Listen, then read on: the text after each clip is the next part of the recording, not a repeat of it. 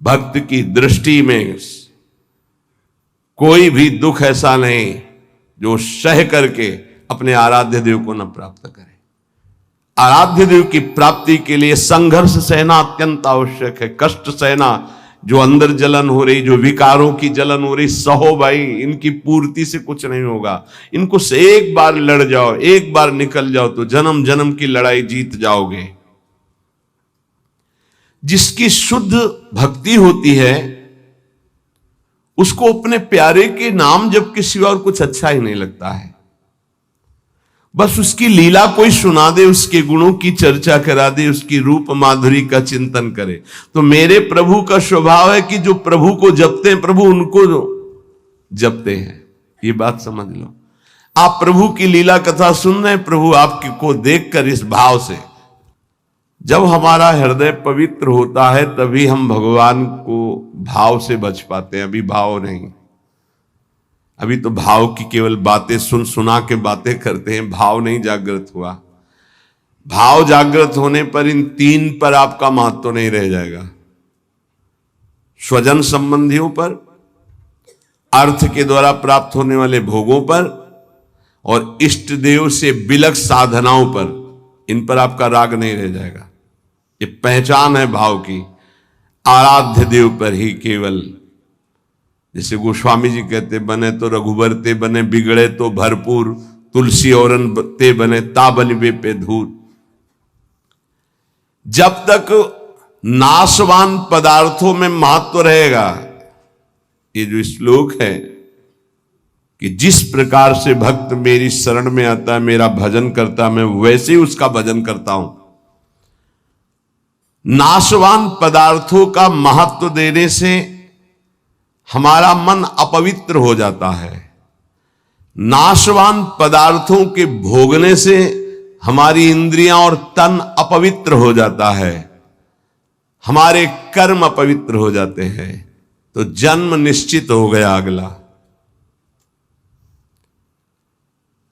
और जब हम भगवान की शरण में आते हैं, भगवत नाम जप करते हैं, भगवत शरणागत होते हैं, भगवत भक्तों का संग करते हैं, तो सारी मलिनता नष्ट हो जाती है। तन की, मन की, स्वभाव की सब मलिनता नष्ट हो जाती है। इस बात को समझिए। शरीर, इंद्रियां, मन, बुद्धि, पद, योग्यता, अधिकार, धन, जमीन, जितनी भी ये सब हैं, इनमें रुचि, आसक्ति, ये तुम्हारे मन को पवित्र कर देगी, तन को अपवित्र कर देगी, स्वभाव को अपवित्र कर देगी। अगर इन्हीं सभी को प्रभु को समर्पित करके कर्तव्य कर्म का पालन करते हुए नाम जप करोगे तो सब कुछ पवित्र हो जाएगा। जैसे जड़ मिठाई कभी ऐसे लगाने वाली नहीं होती, लेकिन जब प्रभु को अर्पित करते तो प्रसाद हो जाती है। मांग करके किनका मिलता है तो बड़ा आनंद का अनुभव होता है, मेरे प्रभु का प्रसाद है। ऐसे ही शरीर, इंद्रिया, मन, बुद्धि, पद, योग्यता, अधिकार, धन, जमीन, जो कुछ भी है उसे प्रभु को अर्पित करके अपने कर्तव्य का पालन करते हुए जो नाम जप करता, उसका तन पवित्र, उसका मन पवित्र, उसका स्वभाव पवित्र, उसकी सब वस्तुएं पवित्र हो जाती है। अब तो वैसी निष्ठा नहीं दिखाई दे रही है, होगी किसी के अंदर। पहले महापुरुषों में देखा, जैसे श्री चतुर्भुजदास जी महाराज जो सेवक जी के मित्र थे, अगर जिस गांव में गए वहां अगर वैष्णव नहीं है, कंठी तिलकधारी, तो उस गांव के कुएं का पानी भी नहीं पिएंगे, ऐसी निष्ठा रखते थे।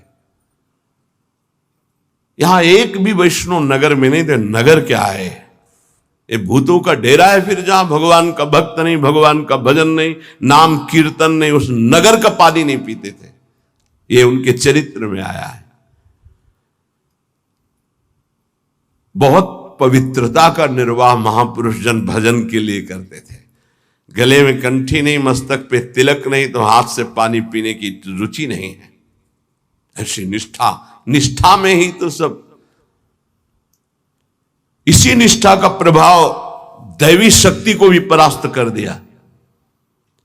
एक दिन एक नगर से निकल रहे थे तो देखा एक आदमी चिल्ला रहा था, रो रहा था, उसके हाथ पीछे बंधे हुए थे और बड़ा ढोल नगाड़ा बज रहा था, उसको घसीटते हुए ले जा रहे थे।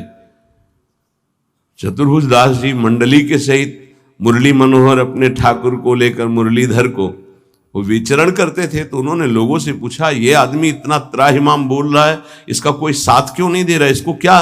तो बोले ये देवी के बलि चढ़ाने के लिए ले जाया। देवी की बलि? कहाँ है मंदिर? गांव के बाहर है। वाह, पहले उसको रुकवा दिया, इतना भजन का तेज था, रुकवा दिया और दरवाजे पे गए और कहा कि तुम मां हो? कैसी मां हो जो तुम अपने बच्चों की हत्या करवाकर मुस्कुराना सीखती हो? तुम मां हो, इसका मतलब है तुम्हारे अंदर ममत्व तो नष्ट हो चुका है। चाहे कोई भी सृष्टि का जीव हो, वो तुम्हारा बेटा होता है। कुपुत्रो जायते क्वचित कुमाता न भवति। ये कैसा न्याय आपका कि आपके सामने आपके बेटे को बंदी बनाकर बलि दिया जा रहा हो, आप प्रसन्न मुद्रा में हो। वहां के पुजारी ने कहा, आप अंदर नहीं घुस सकते। बोले ये अंदर नहीं रह सकते। अब ठाकुर जी को साथ लेके देवी जी बाहर निकल आए, ठाकुर जी को सिंहासन पे विराजमान किया। उनके भागवतिक वैष्णव तेज भजन के प्रताप से लिखा हुआ है भक्तमाल जी में भी, जहां भी उनका चरित्र चतुर्भुज दास जी का, ऐसे हरिव्यास देवाचार्य जी। तो देवी जी ने कहा, क्या आदेश है हमारे लिए? देवी जी ने कहा, तो उनका पहले यहां के राजा को बोलो कि आज के बाद अगर यहां बलि चढ़ी तो सर्वनाश तुम ही करोगी। बोलो जाके यही। राजा को जाकर के देवी जी ने भय दिखाया और कहा, अगर आज के बाद किसी भी जीव की हमारे ऊपर बलि चढ़ाई गई तो अब हम वैष्णवी हो गई है, आज के बाद को नहीं। हाँ, अगर बलि चढ़ानी तो नारियल नींबू आदि, ये नहीं, जीवों की बलि नहीं। कंठी बांधी देवी जी के और श्री जी के चरणारविंद की आसक्ति का मंत्र दिया देवी जी को चतुर्भुज दास जी ने। ठाकुर मुरलीधर को वहां विराजमान करके नाम कीर्तन बंद करा दी, प्रथा मुक्त करवा दिया, जो बलि के लिए लाए। नाम बल, भजन बल। यदि आप प्रभु का आश्रय नहीं लिए, नाम जप नहीं कर रहे, तो यही शरीर, इंद्रियां, मन, बुद्धि, पद, योग्यता, अधिकार, धन, जमीन, ये तुम्हारे तन को मलिन, मन को मलिन, स्वभाव को मलिन और अगला जन्म निश्चित। जैसे कोई कहता है हम तो पिछले जन्म को मानते नहीं, अगले जन्म को मानते ही नहीं, तो तुम्हारे मानने न मानने से सृष्टि चल रही क्या? कि तुम मानोगे तो सृष्टि चलेगी, नहीं तो बंद हो जाए। हम मानते नहीं सूर्य उदय होता है, तो सूर्य उदय बंद हो जाएगा क्या तुम्हारे मानने ना मानने से? क्या ईश्वर का संविधान और शासन आंख मूंदने से टल जाएगा क्या? तुम्हारे ऐसा कहने से टल जाएगा क्या?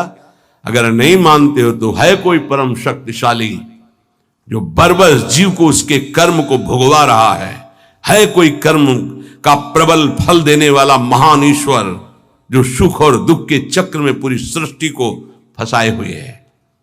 उसी से मुक्त होने के लिए वही है एकमात्र जिसका आश्रय ले लो। भक्त को भगवान के स्वरूप का ज्ञान, भगवान का दर्शन, भगवान के साथ खेल खेलने का सौभाग्य, तीन बातें जो प्राप्त होती है, ये ज्ञानी को नहीं प्राप्त होती है। भगवान के प्रेम स्वरूप, भगवान का दर्शन, संभाषण और भगवान के साथ खेलना, ये नहीं। ये बड़ी दुर्लभ बात भक्ति से प्राप्त होती, इसलिए सर्वोपरि भक्ति। जो भगवत परायण भक्त है उसमें शरीर और संसार की आसक्ति नहीं रहती। देख लो, शरीर और संसार की आसक्ति नहीं रहती।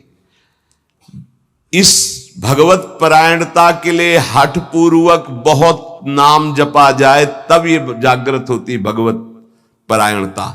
हठ पूर्वक शब्द आया है।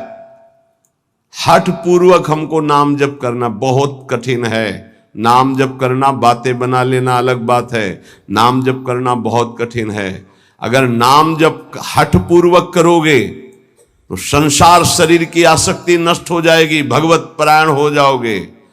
भगवान के तत्व का ज्ञान हो जाएगा, भगवान से प्रेम हो जाएगा, भगवान का साक्षात्कार हो जाएगा, भगवान से वार्ता होगी, भगवान के साथ खेलोगे। जब भगवत परायणता जागृत होती है तो कुत्ता, गधा, चांडाल, जहां दृष्टि जाती है वहां श्री कृष्ण दिखाई देते हैं। विद्या विनय संपन्ने ब्राह्मणे गविहस्तनी स्वनी च सुपाके चा पंडिता समदर्शिना, ये तत्वबोध हो जाता है भक्त को, क्योंकि उसकी दृष्टि भगवत स्वरूप हो गई तो पूरी सृष्टि भगवत स्वरूप हो गई। किसकी? जो हठ पूर्वक नाम जप करता है। हठ पूर्वक मतलब स्वाद नहीं मिल रहा, कोई रुचि नहीं, पर गुरुदेव ने कहा इसलिए मुझे जप करना ही है। जब बिना किसी प्रयास के भगवत स्मरण चलने लगे, बिना कोई अटकल लगाए कि अरे सब में भगवान है और भगवान दिखने लगे, तो समझ लेना चाहिए कि अब हमारा कार्य पूरा हो गया है। सर्वत जैसे साधक देखेगा तो पहले स्त्री पुरुष दिखाई देगा, फिर भावना करेगा कि इसमें श्री भगवान है, लेकिन परिपक्व जब हो जाएगा तो ये ढांचे नहीं दिखाई देंगे, केवल भगवान दिखाई देंगे। साधक हठ पूर्वक भजन करता है, लेकिन जब परिपक्व अवस्था आती है तो भजन करना, सोचो कितना आनंद होगा। भजन करना नहीं पड़ रहा, स्वाभाविक भजन हो रहा है, स्वाभाविक स्मरण हो रहा है।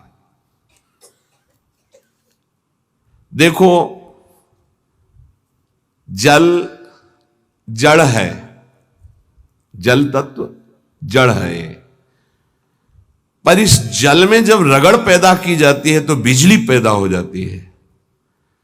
इसी प्रकार जो भक्त इस जड़ जिह्वा में नाम की रगड़ पैदा करते हैं तो इसे आध्यात्मिक अग्नि पैदा हो जाती है। यही सब पापों को भस्म करके, संचित कर्म को भस्म करके ये भगवत प्राप्ति कराती, ये समस्त विकारों पर विजय प्राप्त कराते हैं। जड़ जिह्वा पे जैसे बिजली घर्षण के द्वारा पैदा होती है, जल में जल का परस्पर घर्षण होता है, उससे बिजली पैदा हो जाती है। ऐसे जिह्वा और नाम का घर्षण होता है तो एक आध्यात्मिक शक्ति पैदा होती है जो समस्त कामनाओं पर विजय प्राप्त कराती है, जो माया को पराजित करके भगवत साक्षात्कार कराती है। पकड़ो भाई, बात को पकड़ो। हमारा मन जो चाहता हो करवा लेता, हमें सामर्थ्य नहीं, वो सामर्थ्य नहीं। देखो ना बिजली कहां पैदा हुई हो, कहां तक प्रकाश कर रही है। ये बिजली पैदा होने का स्थान थोड़ी है, बिजली तो कहीं और पैदा हुई, लेकिन एक संबंध के कारण वो यहां भी प्रकाशित हो रही है। क्रम से संबंध है तो यहां प्रकाशित हो रही है। ऐसे ही रोम रोम रग रग में अध्यात्म शक्ति का प्रकाश, तो जगत में जो भी उसके सानिध्य में आएगा वो अध्यात्म शक्ति संपन्न हो जाएगा। ये बिजली पैदा करो, बिजली तुम्हारे अंदर वो सामर्थ्य है कि तुम ये आध्यात्मिक शक्ति प्रकाशित कर सकते हो। क्या करो? बोले इस जड़ जिह्वा में नाम को रगड़ो, इसी से बिजली पैदा हो जाएगी।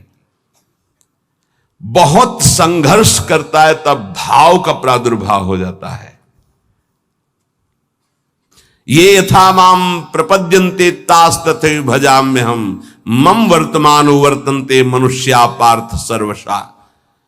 भक्त भगवान की जिस भाव से, जिस संबंध से उपासना करता है, भगवान वैसा ही दर्शन देते हैं। देख लो, जब जहां जैसा भक्तों ने भाव किया, भगवान वैसी ही लीला की। ऐश्वर्य भाव रखोगे तो ऐश्वर्य दिखाई देंगे, माधुर्य भाव रखोगे तो माधुर्य दिखाई देंगे। भगवान उसी प्रकार से भक्त के अनुभव में आते हैं जो जैसा भगवान के प्रति भाव रखता है। कोई भक्त भगवान को अपना गुरु मानता है तो भगवान श्रेष्ठ गुरु रूप में आ जाते हैं। अगर कोई भगवान को शिष्य मानता है, ऐसे संत महात्मा जन जो भगवान को शिष्य मानते हैं, तो भगवान एक श्रेष्ठ शिष्य बन जाते हैं। देखो, संदीपनी जी के शिष्य बने, विश्वामित्र जी के चरण चापे, वशिष्ठ जी के समीप बैठकर शिष्यत्व स्वीकार कर योग वासिष्ठ का प्रवचन सुना। यदि भगवान को माता माना जाए तो भगवान माता रूप में अनुभव देते हैं, भगवान को पिता माना जाए तो भगवान पिता रूप में अनुभव देते हैं। भगवान को पुत्र माना जाए तो भगवान पुत्र रूप में अनुभव। देखो, एक दिन देवर्षि नारद जी दर्शन करने गए नंद महल में, तो देखा मोटी डेहरी बाबा की डेहरी, तो उसको लालजू महाराज लांघना चाहते थे, दरवाजे के बाहर खेलने जाना चाहते थे। अभी खड़े होना ठीक से आया नहीं था, घुटनों के बल चल रहे थे, तो ऐसे चलते हुए घुटनों के बल ऊपर ऐसे देहली के हुए, चरण ऊपर उठ गए, हाथ ऐसे हो गए, अब देहली के बीच में टंगे हुए और रो रहे हैं।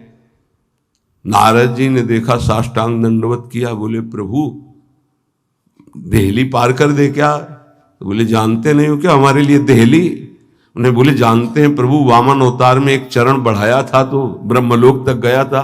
तो बोले तुम जानते हो ना, ये तुम्हारे लिए लीला नहीं है, मुझे पुत्र भाव से उन लोगों ने भजा है तो उनकी सुख के लिए मैं लीला कर रहा हूं। चलो बीणा लो और दूर खड़े होकर के दर्शन करो।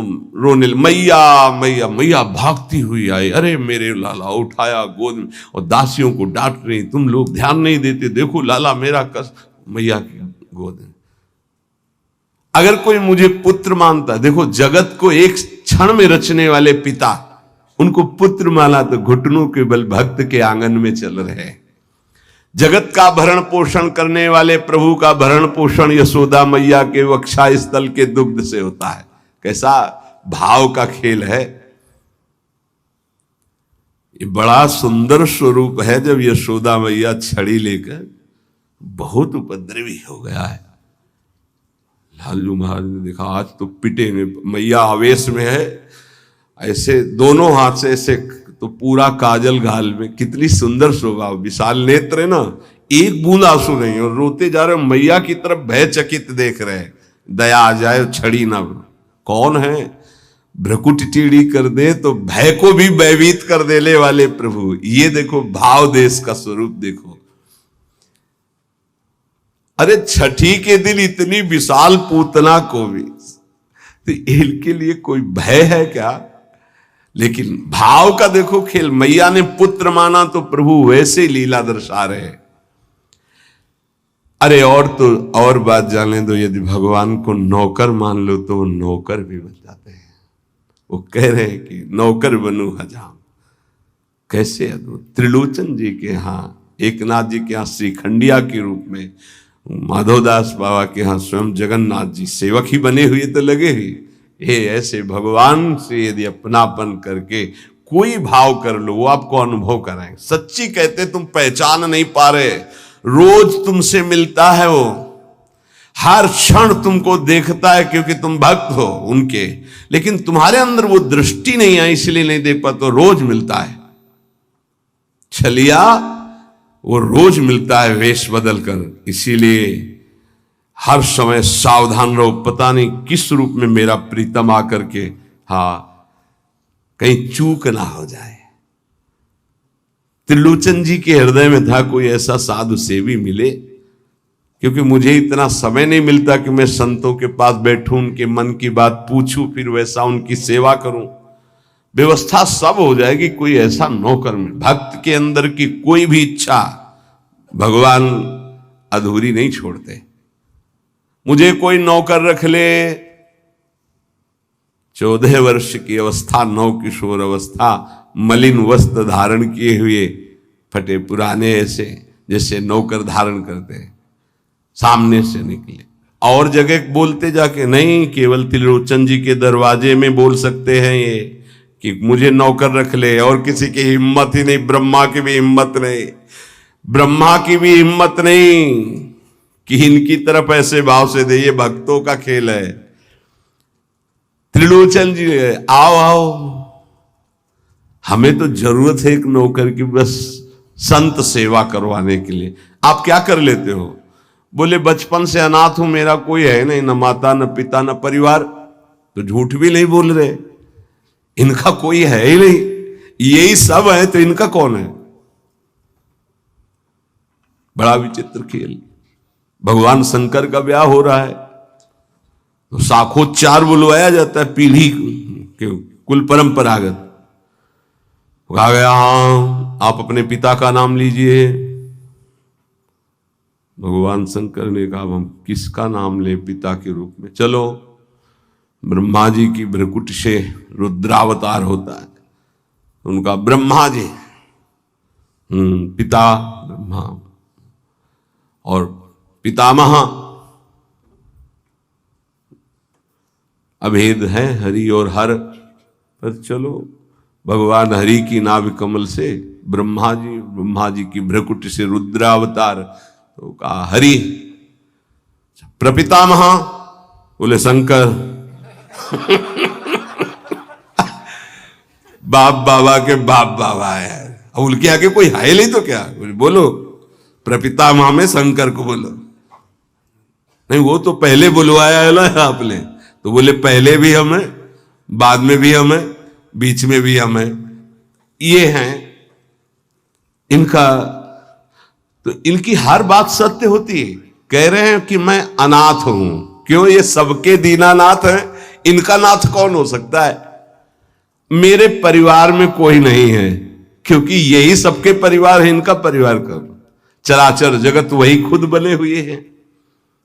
मेरे माता पिता ने, क्योंकि सबके माता पिता है। अच्छा, तो बचपन से हमको सेवा में बड़ी प्रवीणता है, हर कला हमको आती, पर साधु सेवा विशेष हमें रुचिकर है।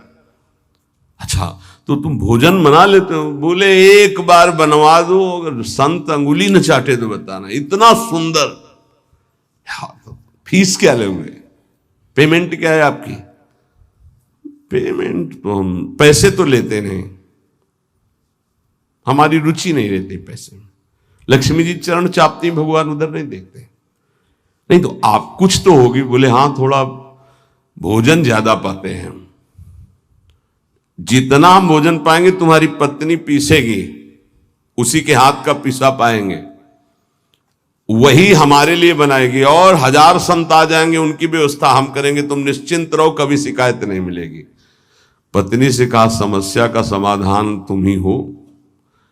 तो उनका कितना, आधा किलो आटे की रोटी पाएंगे। तो उनका इस भूल में मत रहना, अगर हम भरपेट पाएंगे तो 3-4 किलो तक पहुंच सकता है, हमें पीसना पड़ेगा। बोले शर्त है, अगर इतना कर सकती हो तो। और कभी किसी से कहोगी नहीं, अगर कह दिया तो फिर मैं नौकरी में नहीं रहूंगा।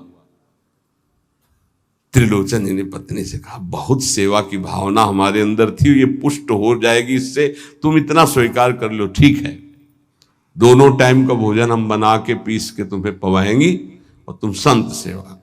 भगवान जैसे किसी के मन में चल रहा है कि आज बढ़िया कढ़ी बनती है ऐसी ऐसी, तो भगवान वैसे ही बना के सबकी सेवा में रत। अब तो वहां संत समाज आती, खूब नाम कीर्तन, खूब कथा। त्रिलोचन जी निहाल हो गए कि मुझे, और नाम पूछा तुम्हारा नाम क्या है? तो बोले अंतर्यामी। अंतर्यामी, जब से अंतर्यामी ये सेवक पधारा, तब से जो संत सेवा हुई, मन नाच पड़ा। भगवान को बार बार धन्यवाद देते, प्रभु ऐसा सेवक भेज दिया। ये नहीं समझ पा रहे थे कि जिनको धन्यवाद दे रहे वही है।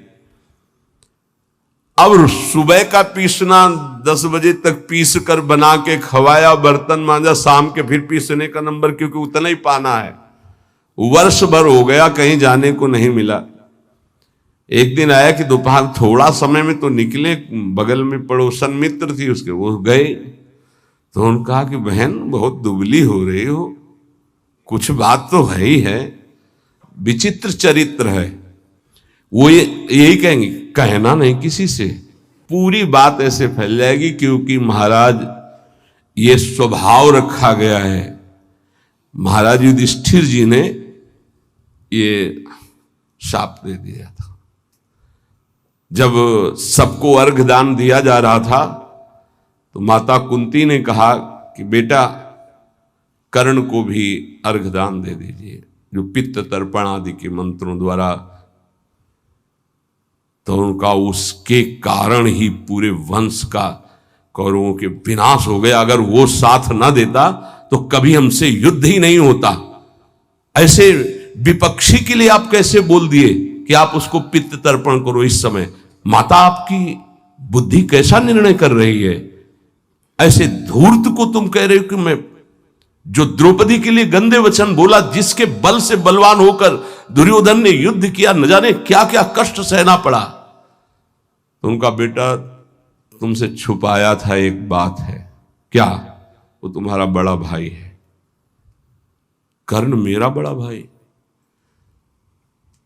तब उन्होंने कहा, मां अगर तुम इतना कह देती तो मैं पैर छूकर जे ही उसके सामने झुकता तो पूरा बच जाता, राज समाज नहीं मारा जाता, क्योंकि उसी के बल से दुर्योधन बलवान होकर लड़ रहा था। हमें कोई वैर होता ही नहीं। जब कर्ण को हम अपना राज्य दे देते तो दुर्योधन का मित्र ही था, कोई झगड़ा ही नहीं होता। मां ये बात पहले क्यों नहीं बताई?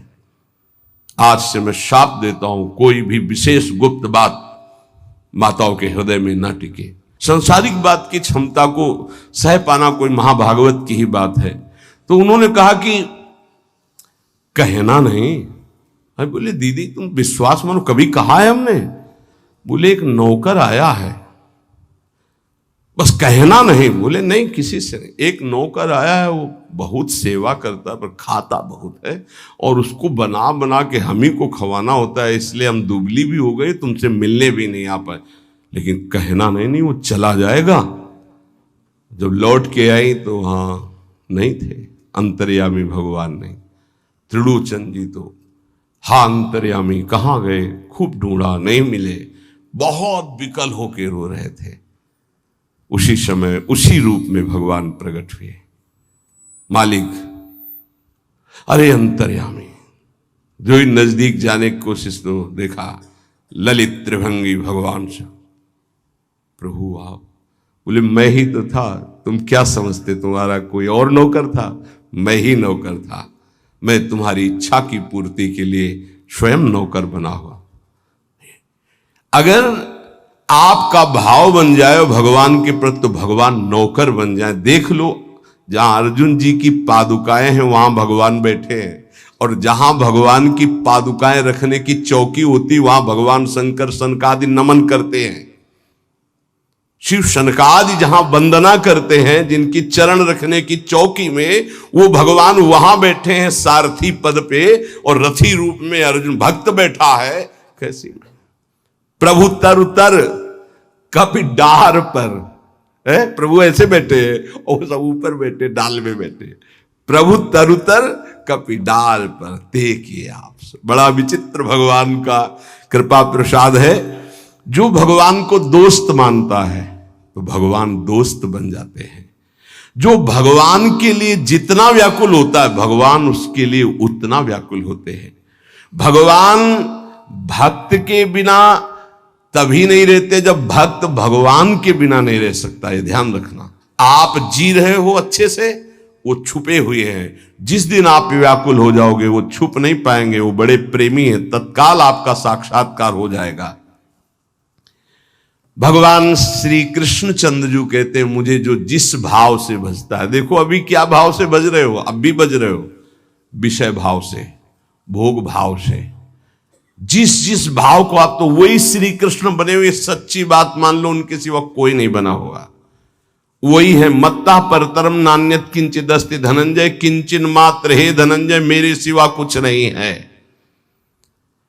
इसलिए आप भगवान से अपनापन कीजिए। जो वस्तु चाहोगे वो बन करके आपके समीप आ जाएंगे। वही है, वस्तु में, व्यक्ति में, स्थान में। देखो वही बनने वाले हैं, वही बनाने वाले हैं। जो वस्तु बनी वही बने हैं, पक्का समझिए। जिस समय हमारा ज्ञान दूर हो जाएगा तो ये बात समझ में आ जाएगी। वही जैसे बछड़ा और सखाओं का अपहरण किया तो सखा भगवान बन गए, उनके कपड़े बन गए, छड़ी छीका बन गए। वैसे ही रंग के बछड़ा, उतने ही बछड़ा, उतनी आयु के, ऐसे ही भगवान चराचर जगत बने हुए हैं। इसलिए हमारे अंदर भगवत भाव जागृत हो जाए तो निष्ठापूर्वक नाम जप करें और